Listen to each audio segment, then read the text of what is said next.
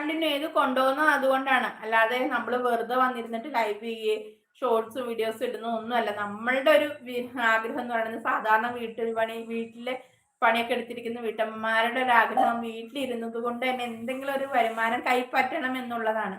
അതെല്ലാവരും ആഗ്രഹിക്കുന്നതാണ്. ഈ ഷോർട്സ് ഈ യൂട്യൂബ് എടുത്ത് നോക്കിയാൽ ഏറ്റവും കൂടുതൽ ചെയ്യുന്നത് വീട്ടമ്മമാരാണ്. ആ വീട്ടമ്മമാര് വെറുതെ വന്നിരിക്കല. അവർക്ക് അവരുടെ ഒരു സ്വന്തം ഒരു വരുമാനം 10 രൂപയെങ്കിൽ 10 രൂപ കയ്യിൽ കിട്ടണം എന്നുള്ള ഏറ്റവും വലിയൊരു ആഗ്രഹം കൊണ്ടായിരിക്കും ലൈവ് ചെയ്ത് ഷോർട്സ് ചെയ്ത് ഒക്കെ ഇത്ര എഫേർട്ട് എടുക്കുന്നത്. അപ്പോൾ അവരെ സപ്പോർട്ട് ചെയ്യേണ്ടതും കൂടെ നിർത്തി കൊണ്ടുപോകേണ്ടതും ബാക്കിയുള്ളവരല്ലേ.